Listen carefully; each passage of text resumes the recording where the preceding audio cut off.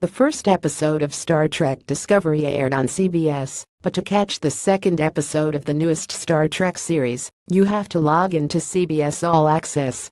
We don't know if Star Trek Discovery is going to bring hordes of Trekkies to the CBS streaming service yet, but it certainly got me logged in. In an opening flashback, we see Sarek delivering Michael Burnham to the Shenzhou.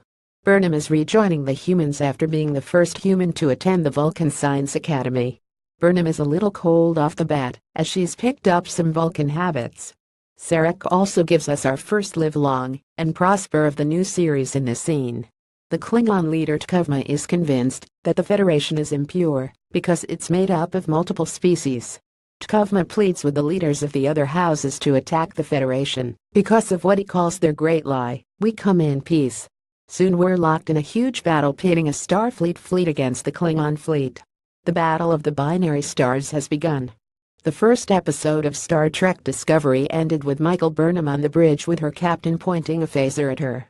Now Burnham is sitting in the brig and powerless to do anything about the Klingon attack. Burnham is soon contacted by Sarek, as the mind meld from her childhood allows her to communicate with him telepathically. This is a sight of the Vulcan mind abilities that we have never seen on Star Trek before. In only 2 episodes, Star Trek Discovery has already shown us new looks at both the Vulcans and the Klingons. Sarek knows how talented Burnham is, as she was once his ward. Now he implores her to help her people, though there's little she can do in a force field on a destroyed deck. Once the Admiral arrives on the scene, he contacts the Klingons, and finally T'Kuvma is ready to talk. The new hologram form of communication is fantastic and really adds to the show. No longer are we just looking at an image on a view screen. It's all just a ploy, though, and after agreeing to a ceasefire, a huge Klingon ship rams into the Europa, the ship containing the Admiral. More Klingon ships are decloaking, and it's looking very dire indeed for Starfleet. T'Kuvma seems to have completed the first part of his mission, however, as many of the Klingon houses are pledging themselves to him. Burnham uses her Vulcan logic skills to escape the brig and ends up back on the bridge at the critical moment as Captain Georgiou is preparing to make a suicide run on the Klingon ship.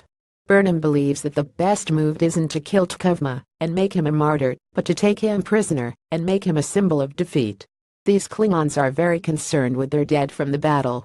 This is a new feature to the Klingons, because in other versions of Trek the Klingons really don't care about bodies after death, seeing them as just shells. By attaching a warhead to a Klingon body, the Shenzhou crew is able to seriously damage the Klingon sarcophagus ship. Then Burnham and Captain Georgiou beam over to try to take T'Kuvma prisoner. The capture attempt does not go well, however, and Captain Georgiou meets her end at the hands of T'Kuvma. Burnham does manage to wound T'Kuvma, but not capture him. T'Kuvma soon dies on his bridge, and everything Burnham feared is coming true. The final episode shows Michael Burnham at a very ominous court-martial. Burnham is stripped of her rank and sentenced to life in prison.